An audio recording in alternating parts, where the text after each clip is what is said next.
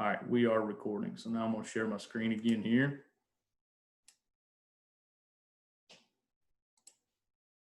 All right. So having said that, like I said, 30,000 foot overview. So here we go. So here are a few bullet points. I just want to be as transparent as possible as we get into the bull test and how we're gonna help you guys. Like I said, so if you take one thing away from my part of tonight's discussion, it is that we're going to try to help you market your Bromley bulls through performance testing. I love the analogy of turning a flashlight into a laser. So if we can do that and we can help you market Bromley bulls, that's the whole goal of our committee as a part of the BAA. So what we're going to try to do is develop semi-annual bull tests, whether it be spring or fall, summer, winter. I would love any kind of communication, any kind of suggestion as far as what works best for you guys. In that regard, that'd be great information to know. So if you have some feeling on that, feel free to pass that up to us. I'm not going to go through these independently. They're pretty self-explanatory. But like I said, we will try to have a BAA organized bull test. We will try to do 2 of those a year. It looks like probably spring of 2021 is when we will start our first BAA sanctioned bull test, if you can call it that, or if you don't mind calling it that. So I do want to stress down here at the bottom, the last bullet point. So can everybody hear me okay? Gayla just shot me a text that said it was hard to hear.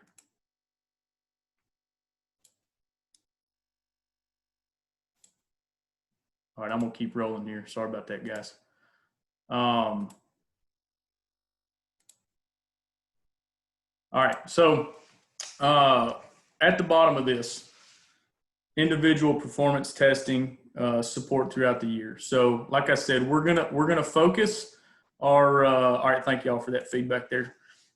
So we're gonna focus our resources on marketing bulls through the Bromley organized performance bull test here, right? So we're gonna focus on that. That being said, we don't want to lose the individual performance testing throughout the year. If it doesn't fit for you, if the BAA performance test doesn't work for your program, we don't want to push you aside or make you feel like you can't go throughout the year. So we are still going to support individual testing throughout the year. If you need that utilization, feel free. We're here to help. Happy to help. So like I said, that's a really high level 30,000 foot view of where we're going. And we'll try to be as transparent throughout this whole thing as we can. If you got questions, feel free to call, text, email, whatever. So tonight, Ms. Gayla Hodges, like I said, she has graciously accepted our invitation to talk with us here a little bit tonight. So we're going to let her kind of give us an overview. The goal for tonight is understand where PX is within the bull test realm, how they can help us, how we can help them, how we can be mutually beneficial as we move into a more organized BAA bull test situation. So with that being said, I'm gonna go ahead and let Miss Gayla share her screen if she can. I'm gonna unmute you.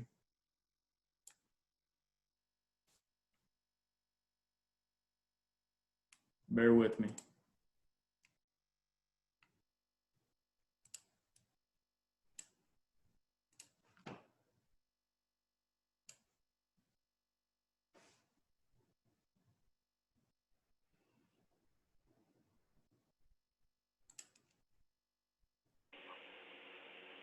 Can you hear me now? We sure can. The floor is yours, Miss Gayla. So I'm not hearing. I don't think you can hear me. We can. Oh, okay, cool.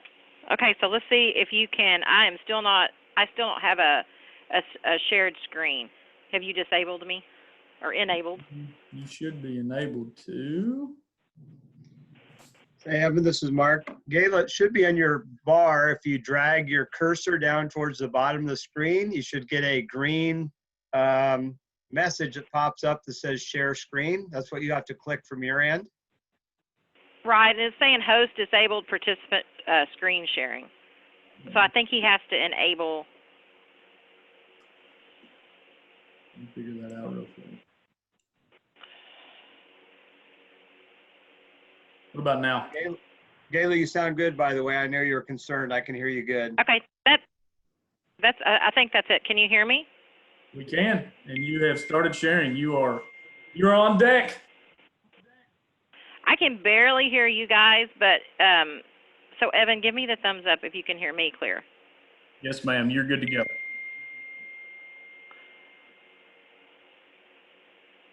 Okay, got it. So I really cannot hear you guys. I'm not for sure why, but if you can hear me, we'll just get started, and we will try to get through this. And I appreciate you guys letting me come on and talk to you about what we can offer at PX Feeders, and we're real excited about being a part of a new program that you guys are wanting to start. I need to have a little bit of trouble getting it started. Let's see if we can pull some notes up here. Can y'all see that? Yes, ma'am. We can. Okay, great.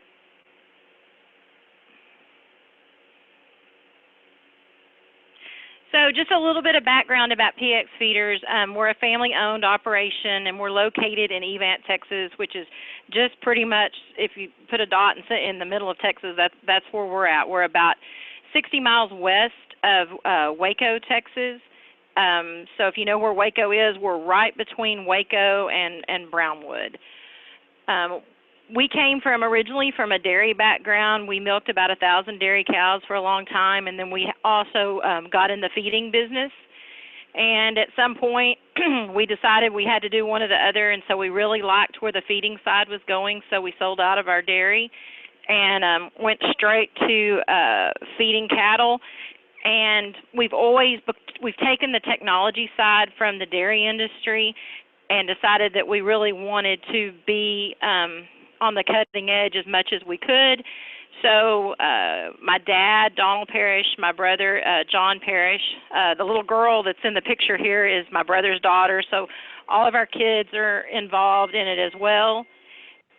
So anyway, so we just keep it a family operation, and we enjoy having our customers out, and we try to really have transparency to everything that's going out there.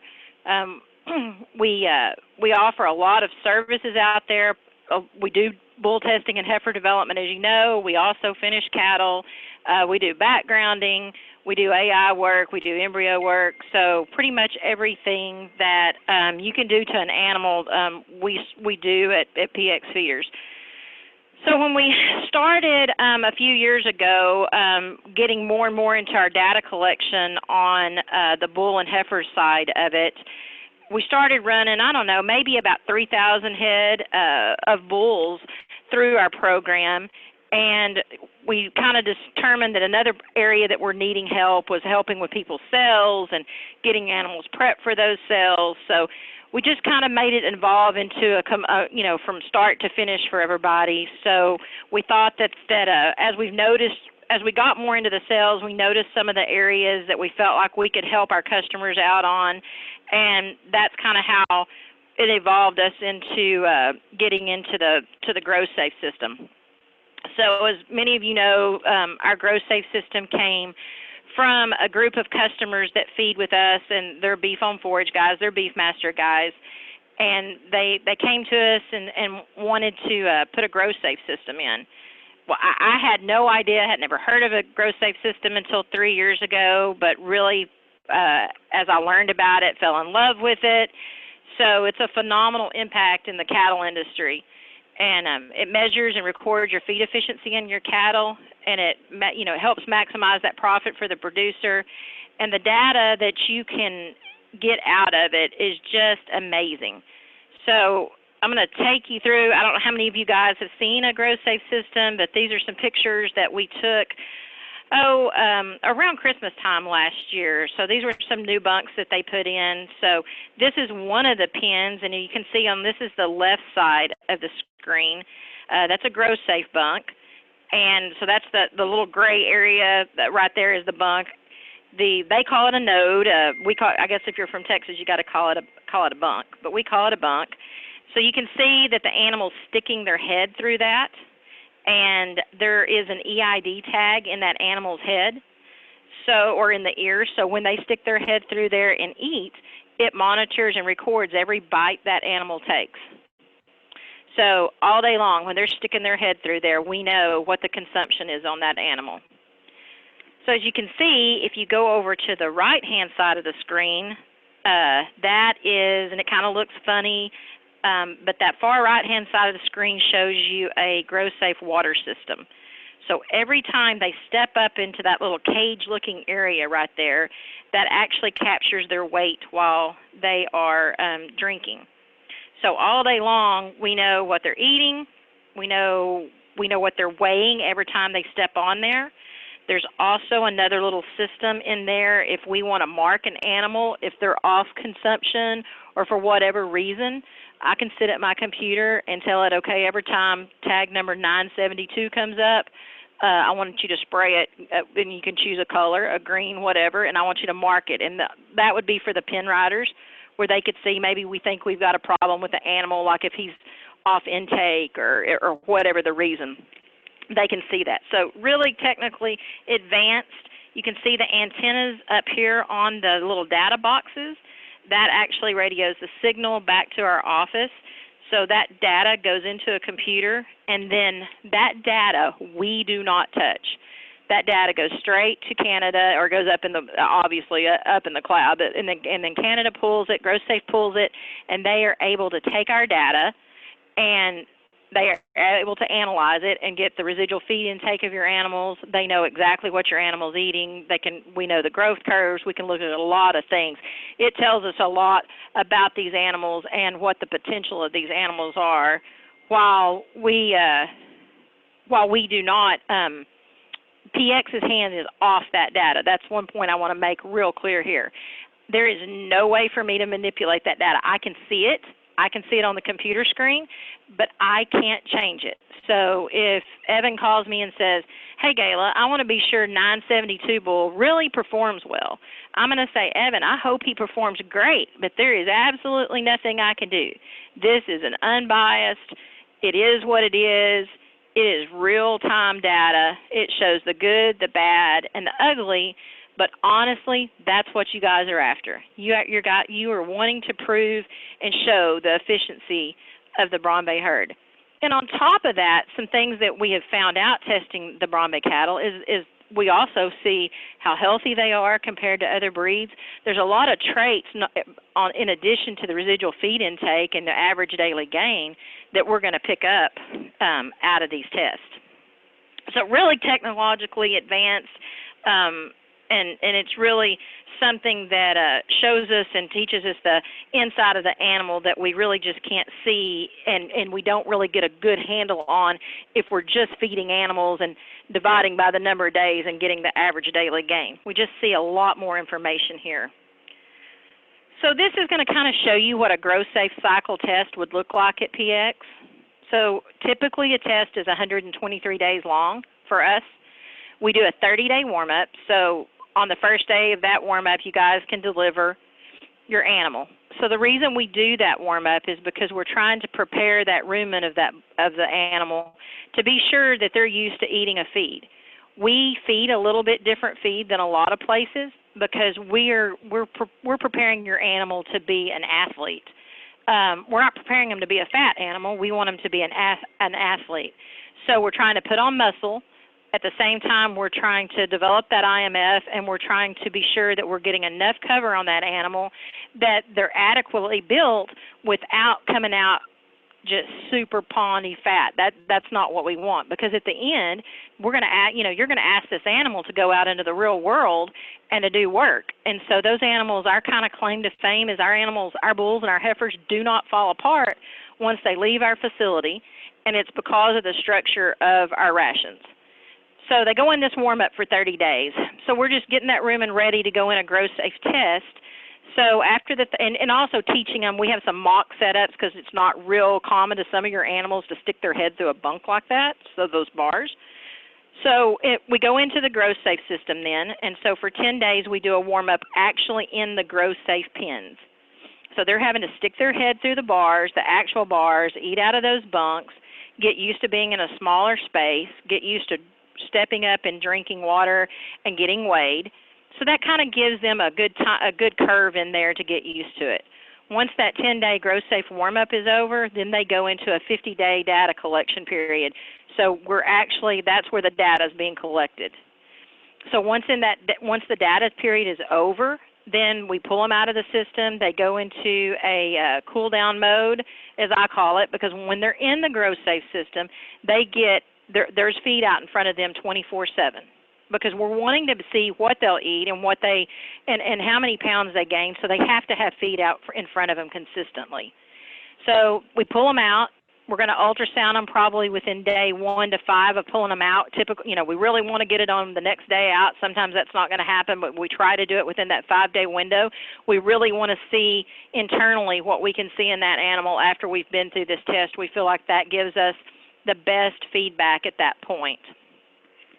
So from there, this is kind of gives you an overview. This is kind of from the south side of one of our places, and you can see these are the GrowSafe pins.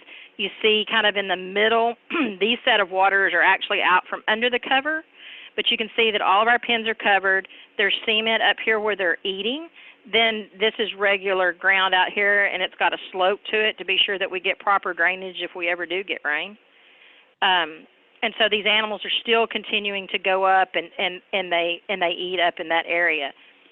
So during that GrowSafe time, the pin sizes we have is a small pin would be 30 to 32 head, and a large pin would be 46 to 48 head. And this is on bulls. You can put a few more heifers in there, but this is on bulls. So if you can't make a pin, so let's just say you guys come up with a test and we got 22 bulls, so what happens? So we're going to do what we call an all breeds test then. So I got an Angus producer over here, and he's got 10 animals, and he wants to go in, or 2 or 3 Angus guys, or Santa Gertrudis, or whatever the other breed. So if we can't fill pins, then just specifically with you guys, then we do have the option of doing an all breeds, what they call an all breeds test, and we can blend the pins. So how that kind of looks like the prerequisites to this GrowSafe test is got to have registration numbers and the bull test forms filled out upon arrival. I know a lot of times we don't have the registration numbers. I'm pretty lenient about it, but I'm going to enforce this deal at PX from now on that if by the midpoint of the test that we don't have registration numbers, I'm not going to hold up somebody else's data because somebody hasn't registered their animal, because it's not fair to everybody else in the group. I kind of gotten in that with different groups, and somebody, man, we didn't get their animal registered, can I get it registered? Well, you got a long time during this, so it's just real important, and it, due to the fairness to everybody else in the test, we need to get them registered. We'll have a form for you to fill out. It's just going to have, your information on your name, that type thing, information on the animal, your owner ID, registration number, date of birth, just general information like that. So what happens if you don't get registration numbers? You're not going to get data on the GrowSafe system. I mean, now, unless we ran a commercial test, let me take back that. But if we're running a registered test, you got to get me your registration numbers. And we need them sooner than later. So we're going to use that midpoint of the test as kind of a cutoff on that. So talk about kind of the prerequisites of the animals. So the weight and the age, big deal here. So animals going in GrowSafe should be within 300 pounds of each other. 2 different things here. So we're doing a competitive eating deal. So if those animals are any bigger than 300 pounds, you got some little 500-pound animal and you got a 1,000-pound animal, and all of a sudden the 500 probably isn't getting to eat in there because he's getting knocked off.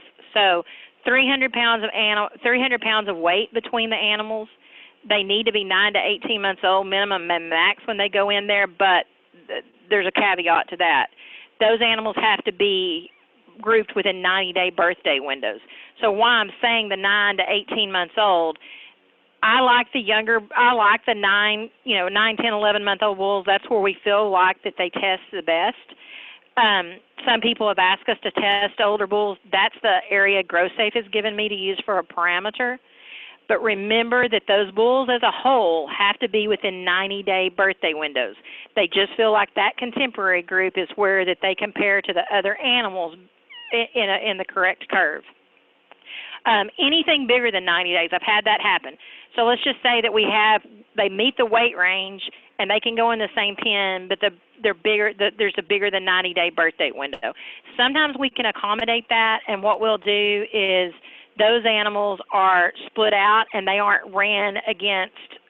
So if you had 15 animals and another 15 or 20 animals that spread out farther than the 90 days, they would have to break those into two groups.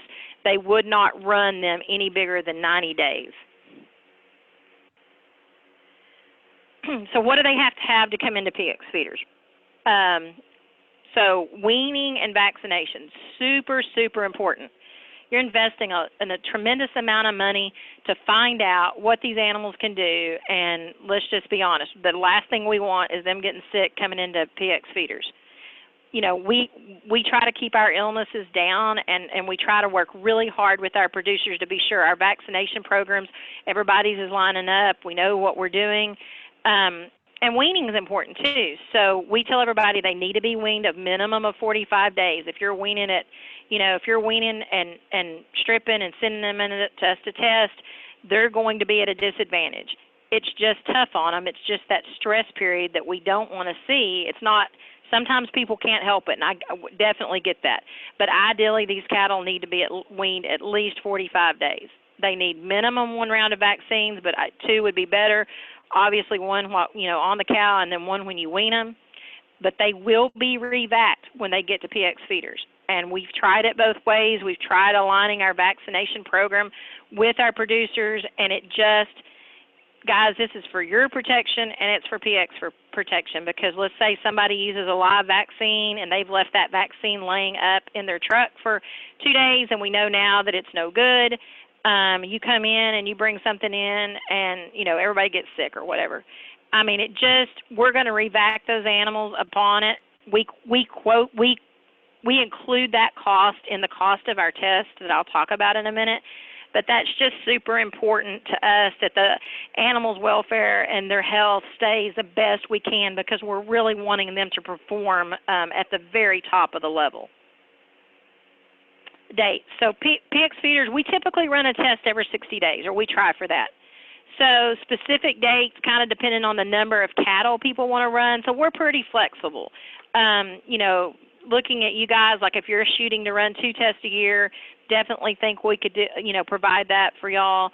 Just would have to work it in with everybody else that's in there. But by running tests consecutively every 60 days, that gives everybody a turn to get in there. We can test about 300 bulls at one time. So we can turn them pretty fast and get everybody through there and get it tested. So the next question is, what data do I receive? So going to spend all this money, going to invest this in my cattle, what are we going to get back?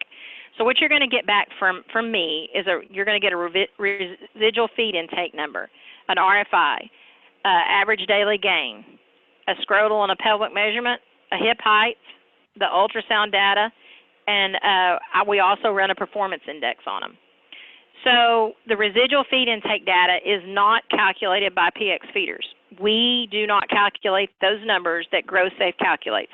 They come strictly from GrowSafe, so however that report comes from them, that's the numbers that we'll pull, and that's the numbers that will be used on the report. On the average daily gain, we can look at 2 of the different numbers on that. We can look at the average daily gain while they're on GrowSafe, or we can look at the overall, or we can do both. I feel like really the one on GrowSafe is the best, because we've given everybody an opportunity to get ready. Sometimes if I see people who have been creep feeding their bulls or maybe hand feeding them before they come in, if you do one at the very beginning and run it overall, you may get a little compensatory gain. I feel like the GrowSafe is probably the most accurate, and that we really see the most data from it. But definitely, we can do anything we need to. So that's the information you're going to get at the end of the test. At the midpoint of the test, I will send out a report that just shows kind of how the animals are performing, all that type thing. Pricing, that's what everybody wants to know. So we recalculate our prices throughout the year based on the commodity board. Once that we set a bull price or set a test price, we don't change it. It's good for that test. So like right now, the current one, we're $7.99 a bull and $7.75 a heifer. It includes your feed, your vaccines, your data, your ultrasound, your GrowSafe fee. The only thing that it does not include is if your animal needs to be treated for, whatever, for got respiratory issues and we need to treat him, that's an addition. If at the end of the test, if you guys want your animal fertility and trick tested, that is a separate charge. We do not include it in this pricing. And I don't just automatically do that for everybody unless I've talked and that's the instructions you give us. The main reason is that's gotten so expensive that if you're going to, if that animal's not ready to go back to the herd or we're not ready to sell it, I don't want to run out of time on those trick tests or on those BSEs. So we try to coordinate that back to the producers so they know what their game plan is. If their sale or whatever however they're gonna market, it's not for 45 days until after the test. We sure don't want to run out, and have to retrick those bulls as expensive as that's gotten for everybody. Pricing. So we prorate the cost of that test over the life of the test. We ask that it be paid for in full before you pick up your animals or at pickup. And like I said before, any additional treatments, are available. And this is just an aerial shot showing you and explaining a little bit more of those bulls walking up to drink and how they go in that. So pre and post test, everybody asked me this. So test starts July 21st and you can't get to PX and you need to come in on July 15th. How does that work? So if you come in before the period, we're going to take care of your animals, and you're welcome to do that. You're welcome to leave them anytime you want to. Then we put them on our regular development ration, and it's currently $190 a ton plus 10 cents a day yardage. So, we like it to coordinate pickup and drop-off dates, but we understand that everybody, a lot of people have other jobs and things don't always work out that way. So we're flexible on that, but just know that, that's an additional charge, and we try to keep that as minimal as we can. Additional services that we offer, we do, if you call me and say, hey, we need videos of our bulls, we need pictures, we do breeding, we do AI, embryo, fertility testing, trick, DNA. We will help, market your cull bulls if you need to. We've developed the pxtradebook that we're working on. Like I stated earlier, we're pretty much a one-stop shop on that. So this is just a little clip of our pxtradebook. And so when we decided to try to develop this, it's been an ongoing process.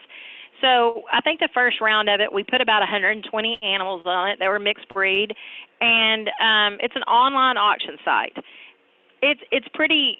There's some things that we didn't like about it at first that we're working through. There was a link to go to the videos, but there wasn't a picture of the bulls. So we're working on that to be sure we've got pictures of all the bulls or heifers or whatever we're putting on there, and a link to the video that we've done.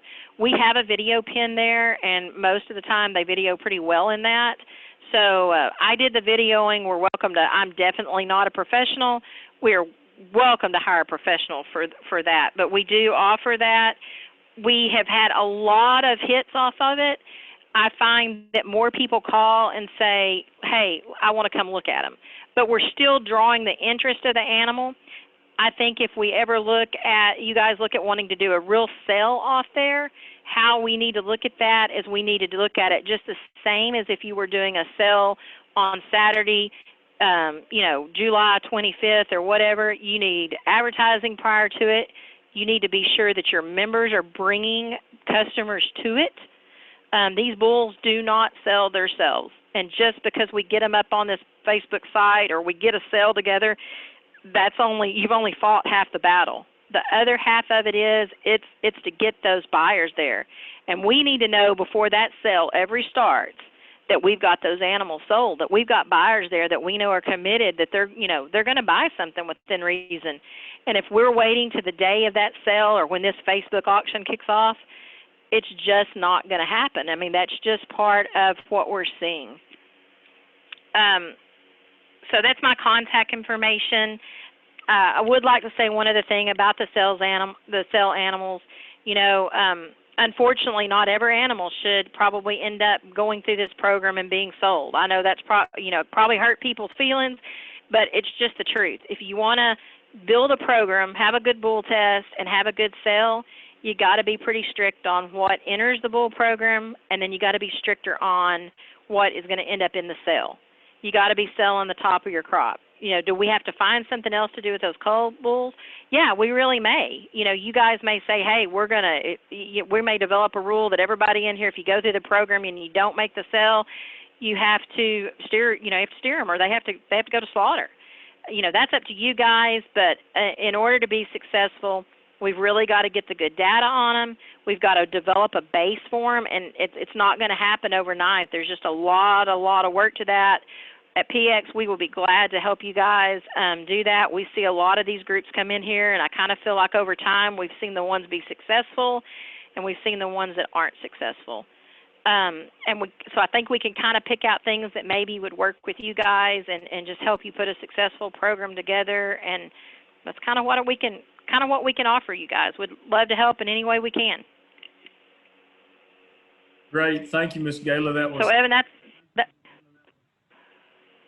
Go ahead. No, I was just going to say I'm going to turn it over to you, and whatever questions you've got or anybody else has, I'll be glad to answer them.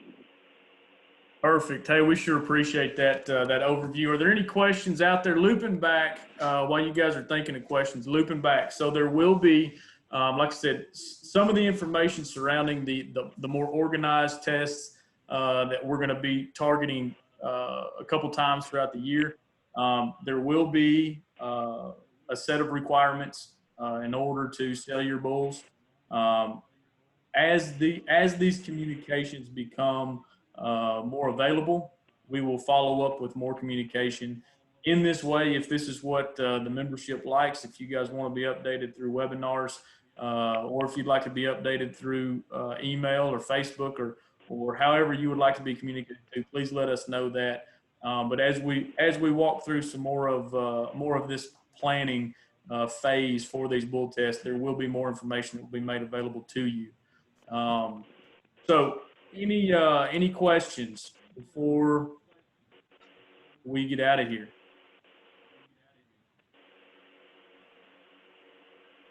All right, thank you guys for here's one.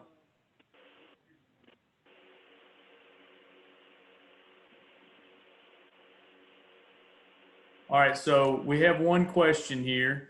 And also, like I said, I'm going to read this question out loud so that everybody can hear it. And this actually is probably a pretty good question for Mark Nelson. But we're going to publish these questions along with the recording so that folks that didn't make it on tonight can actually hear the questions as well. So I'm probably going to let you fill this one, Mark. So the question is it better to test only Bromvies on a test, or do a mixed breed test to improve our Bromvie genetics? Just looking at how people new to the breed want to know how it compares to a different breed. I totally agree. From my standpoint, it's coming down to, again, marketing these animals and how we market Bromvie. But I'll let Mark touch on, our GrowSafe expert here. I'll let him touch on this question a little bit. So Mark, if you would, could you fill this one? Sure, and it really comes down to how you're going to use the data coming off test. So if you're looking for the multi-breed efficiency EPDs, the more Bromvie bulls that you can have in a test, the better. And it's even better if there's multiple bulls coming from the same locations. It's never as good of data for EPDs if there's one bull coming from one location.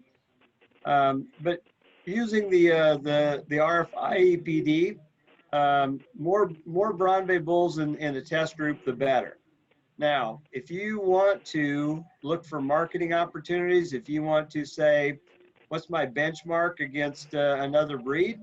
Obviously, it's nice to test in the same pen as some other breeds. So there's two different ways to look at it. My preference is if we can fill a pen of bulls from a single breed that funnel into a larger group.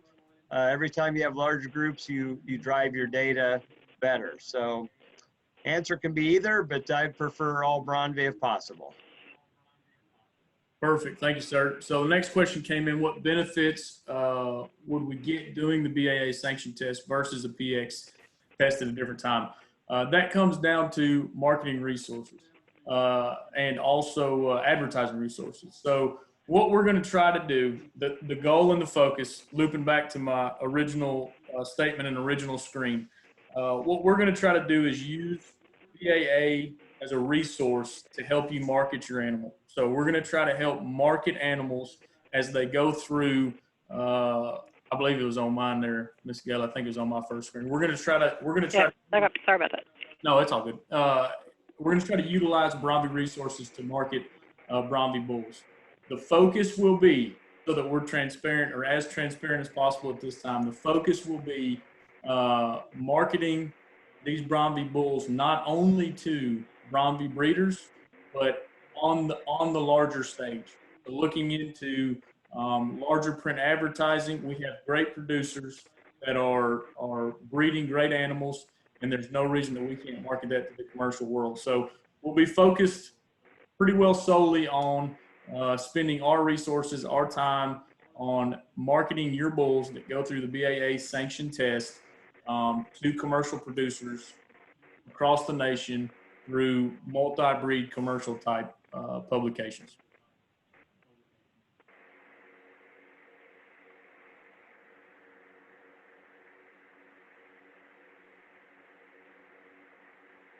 Any other questions?